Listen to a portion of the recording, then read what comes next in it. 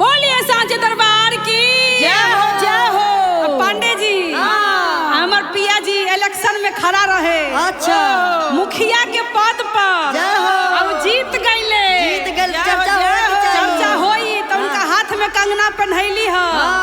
कहले कि घरे चर्चा होई के चाहिए। काहे कि नंबर 1 के वोल्ट लैलक ह। हाँ मुखिया भइल बारे पहला बेर। सोनमा के हार पहनी, सोनमा के हार पहनी सरधा पुराइम। पिया जी भैले मुखिया चर्चा कराइम। पिया भइले मुखिया चर्चा कराई। पिया भइले मुखिया चर्चा कराई। सोनमा के हार पहनी सरधा पुराइम। सोनमा के हार पहनी सरधा पुराइम। पिया जी भैले मुखिया चर्चा कराइब। पिया भइले मुखिया चर्चा कराई। पिया भइले मुखिया चर्चा कराई। और कैसे पांडे जी? कैसे? पियर पियर धोती बाजार से मंगाइब। बाजार से मंगाई। बाजार से मंगाई। पियर पियर गमछा बाजार से मंगाइब। बाजार से मंगाई। बाजार से मंगाई। अपने आंगनवा में चर्चा कराइब। चर्चा कराइब हो चर्चा कराइब। ललकी चुनर ओढ़ी, ललकी चुनर ओढ़ी सरधा पुराइम। पिया जी भैले मुखिया चर्चा कराइब। पिया जी भइले मुखिया चर्चा कराइब। पिया जी भइले मुखिया चर्चा कराइब। और कैसे पांडे जी? कैसे? अब मिश्री बादाम केला अनार सब कुछ आई। मिश्री बादाम हम बाजार से मंगाइब। बाजार से मंगाइब। बाजार से मंगाइब। केला अनार हम बाजार से मंगाइब। बाजार से मंगाइब। बाजार से मंगाइब। कंगना पहिर हम सरधा पुराइम। पिया जी भैले मुखिया चर्चा कराइब। पिया जी भइले मुखिया चर्चा कराई। पिया जी भइले मुखिया चर्चा कराई। पिया जी भैले मुखिया चर्चा कराइब। पिया भइले मुखिया चर्चा कराई। पिया भइले मुखिया चर्चा कराई। पिया भइले मुखिया चर्चा कराई। बोलिए सांचे दरबार की जय हो चर्चा। जय हो जय हो। हो गई चर्चा। आब बहिना सुना दो गुरुजी के भजन। बोल शंकर भगवान की जय हो। बच्चे सबके प्यार दुलार की। कार्तिक गणेश की प्यार की। तैयारी बहना हाँ गौरा जी को तरी भोला जी से कैसे? भांग गाजा पी के ये तो मतवाला हो गए भोला जी। अब बैठे हैं और इनको दरबार में बर्मा विष्णु महेश सभी आए हैं, लेकिन इनको कुछ खबर नहीं। पता ही नहीं है जो हमारे दरबार में कौन कौन आए हैं। क्यों ये तो मतवाला है अपने धुन में, तो कैसे कहना है? कैसे? भंगिया पी कर बैठे, भंगिया पी कर बैठे गौरा के पिया। भंगिया पी कर बैठे गौरा के पिया। भंगिया पी कर बैठे गौरा के पिया। भंगिया पी कर बैठे गौरा के पिया। भंगिया पी कर बैठे गौरा के पिया। भंगिया पी कर बैठे गौरा के पिया। भंगिया पी कर बैठे गौरा के पिया। पी कर बैठे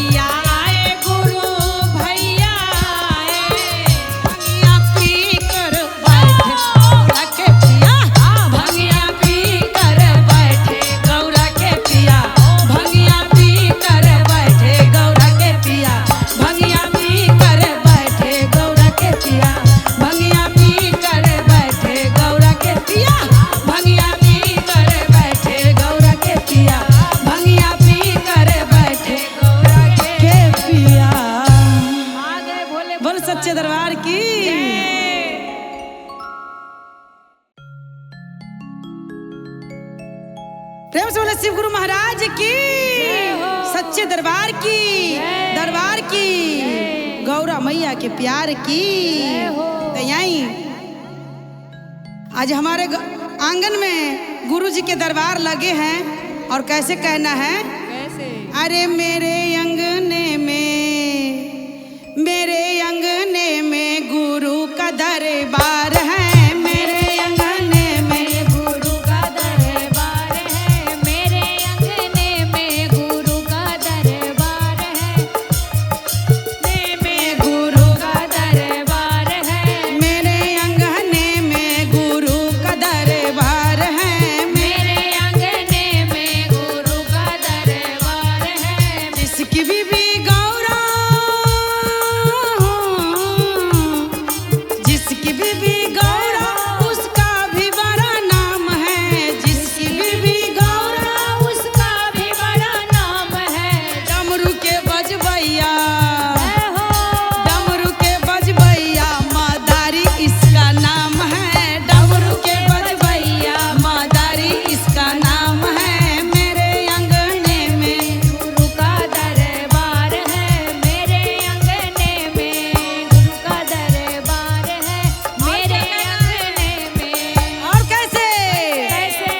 मेरे अंगने में शिव चर्चा के काम है। मेरे अंगने में शिव चर्चा के काम है। मेरे अंगने में शिव चर्चा का काम है। जिसकी बीबी पतली हो, जिसकी बीबी पतली उसका भी बड़ा नाम है। जिसकी बीबी पतली उसका भी बड़ा नाम है। अरे चर्चा के करवैया, चर्चा के करवैया गुरु बहिना इसका नाम है। चर्चा के करवैया गुरु बहिना इसका नाम है। मेरे अंगने गुरु का दरबार है। मेरे अंगने में गुरु का दरबार है, मेरे अंगने में गुरु का दरबार है, मेरे अंगने में। और कैसे कहते हैं? कैसे? जिसकी पति मोटा हो, जिसकी पति मोटा उसका भी बड़ा नाम है। जिसकी पति मोटा, उसका भी बड़ा नाम है। जिसका पति मोटा उसका भी बड़ा नाम है। और क्या? क्या? अरे पैड के बजबैया, है हो। ढोलक के बजबैया उसका भी बड़ा नाम है। ढोलक के बजबैया उसका भी बड़ा नाम है। ढोलक के बजबैया उसका भी बड़ा नाम है। मेरे अंगने में गुरु का दरबार है। मेरे अंगने में गुरु का दरबार है।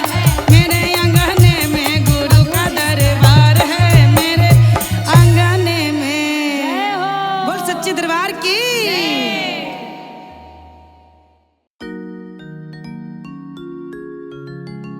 बोल साचे दरबार की, शिव गुरु भगवान की, नीलम दीदी हरिंदर भैया के प्यार दुलार की जय हो। तो यहीं बड़ा सुंदर आज हमार फिर से श्री धाम में शिव चर्चा के आयोजन रखल गइल बा। जितना तमाम गुरु बहना गुरु भैया सब केहू के आई फिर से भाग लेवे के बाद चर्चा में आई सब आदमी दिल लगाई शिव गुरु से।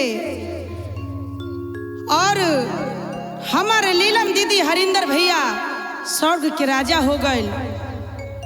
कहे कि दुनिया में फिर से ना आई, लेकिन जौन करके गलक है धरती पर, गांव गांव में, दुनिया संसार में, ई कबो ना खत्म होई। जय हो, जय तीन हो। सूत्र के ज्ञान जितना गुरु बहिना बानी सब के देख के गइल बा। तो बोल साचे दरबार की। कहाँ माँ से आई तई शिव गुरु लीला दीदी है। जय हो। शिव गुरु हरिंदर भैया हो। शिव गुरु कहाँ माँ से आई तई हमारी भोला जी चारा चा में अमृत बरसई हो। ए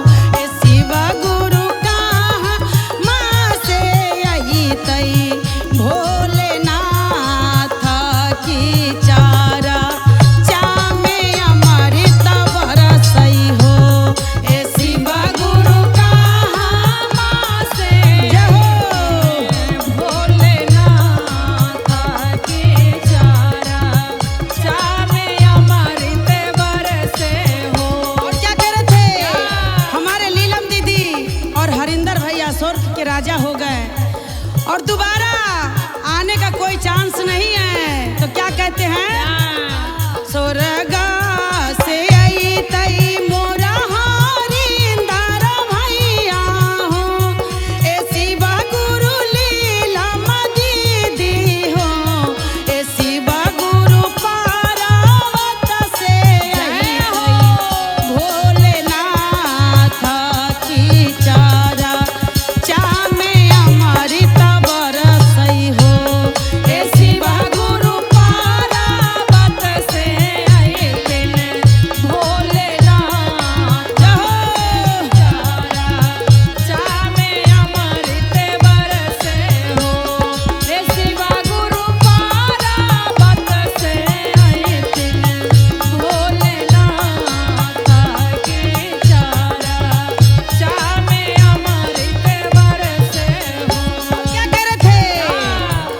कहाँ माँ बैठई बै शिशिया हरिंदर भैया हे शिशिया है लीला मदीदी हे शिशिया है कहाँ माँ बैठई बै भोलेनाथ की चारा चामे अमृत बरसई हे शिशिया है कहाँ माँ बैठई बै भोलेनाथ की चारा चामे अमृत बरसे जो या है कहाँ बैठई बै भोलेनाथ शिव चारा चामे अमृत बरसे और क्या कहना है? आंगने बैठई बै शिशिया हरिंदर भैया हे शिशिया है लीला मदीदी हे शिशिया है आसान बैठई बै भोलेनाथ की चारा चामे अमृत बरसई हे शिशिया है आसान बैठई बै भोलेनाथ की चारा चामे अमृत बरसई आसने बैठई बै भोलेनाथ की चारा चामे अमृत बरसई हे शिशिया है आसानी बैठई बै भोलेनाथ की चारा चामे अमृत बरसई है। प्रेम से बोले साचे दरबार की बोल शंकर भगवान की सच्चे दरबार की दयाई। हाँ आई सब गुरु बहिना के केहू के लैली है ए रांची से बुला के, हाँ आ केहू के लैली है देवघर से, हाँ आ केहू के लैली है लखनऊ से। लखनऊ से मधु जी आई बड़ी सब गोटा मिल के आई गुरु के चर्चा करान। ठीक बा? ठीक बा। अरे गुरु जी के चर्चा हम तो धूमधाम से मनाएंगे ठीक है मनाएंगे। अरे घर में चर्चा कराएंगे, गुरु बहिना के बुलाएंगे। ठीक है? के बुलाएंगे, घर में चर्चा कराएंगे, गुरु बहिना को बुलाएंगे। ठीक है? ठीक है भंगिया तो धतूरा हम तो गुरु के चढ़ाएंगे चढ़ाएंगे। अरे घर में चर्चा कराएंगे, गुरु बहिना के बुलाएंगे।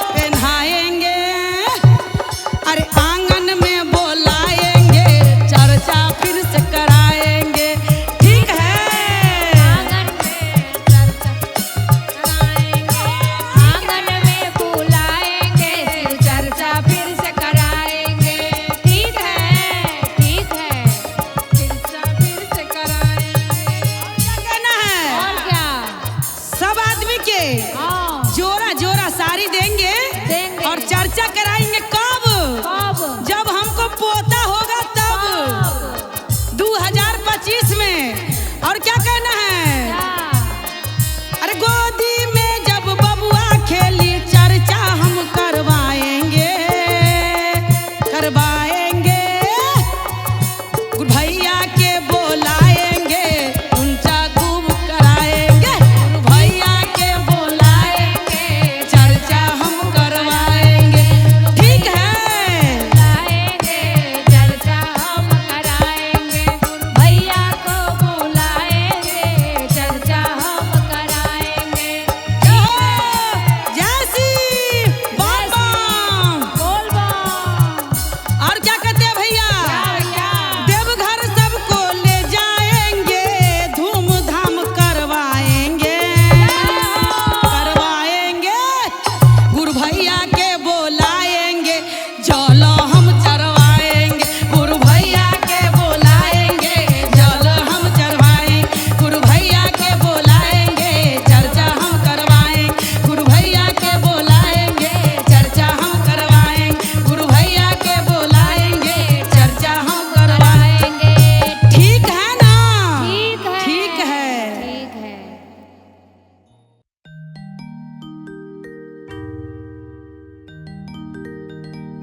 बोल शिव गुरु भगवान की। लीलम दीदी हरिंदर भैया के प्यार दुलार की। कहीं आई एगो शिष्या बड़ा गरीब रहे और ससुराल वाला भी ऐसन मिलल ओकरा के जे हुओ वो बेचारी गरीबे घर में गइल। जय हो जय हो।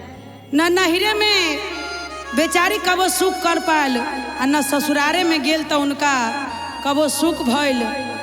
बेचारी शिव गुरु के दरबार में जाके रो रो से कहतरी शिव गुरु से कि बाबा हमर कैसन किस्मत देला जे न माई बाप के घर में कबो हम सुख कैनी आ न ससुरार में गईनी तो न हमरा ससुरार में कबो सुख मिलल। जय हो जय हो। ऐसा ही हमर किस्मत कैसन लिख देलू हो, तनी बढ़िया से लिख तू। बेचारी रो रो के कह रही है शिव गुरु से। कैसे कहतरु हो शिष्या रो रो के, अरे दुख ही जनमली शिव गुरु दुख ही पोसली रे जान। जय हो। जान रे सु दुख ही पोसली रे जान। रे जान कहियो ना मिलल जिंदगी में सुखवा रे जान। रे जान रे कहियो ना मिलल जिंदगी में सुखवा रे जान। जान कहियो ना मिलत जिंदगी में सुखवा रे। जय हो शिव गुरु दया करी हो। कहियो ना मिलत जिंदगी में सुखवा रे जान। अरे दुख ही पोसलियै शिव गुरु दुख ही जनमली रे जान। रे जान रे दुख ही जनमली रे जान। रे जान रे कहियो ना मिलल जिंदगी में सुखवा रे जान। रे जान रे कहियो ना मिलल जिंदगी में सुखवा रे जान। रे जान कहियो ना मिलल जिंदगी में सुखवा रे जान। बेचारी कैसे? शिव गुरु के दरबार में आके कि हे बाबा तनी हमरो खातिर नैन खोला एक बार पलट के, बोलो। जे हम कोनो किनारा लगी जे हमरा सुख मिले। और कहतारी अरे कौन कलम से गुरुजी लिखली हमर भगिया रे जान। रे जान लिखली हमर भगिया रे जान। रे जान लिखली हमर भगिया रे जान। रे जान रे कतहु ना मिललै हमारा सुखवा रे जान। रे जान